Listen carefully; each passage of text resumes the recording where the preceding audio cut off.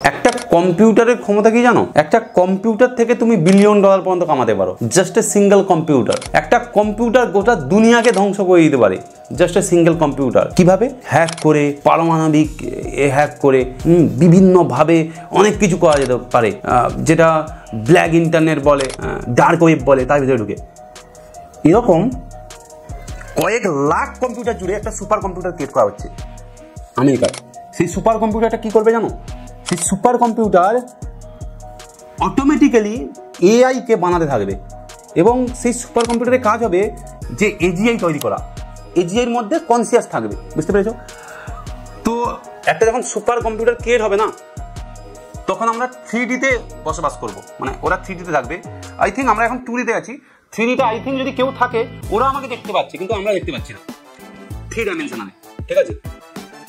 Interstellar মুভিটা আছে, দেখবে, আর অনেক হলিউড মুভি আছে।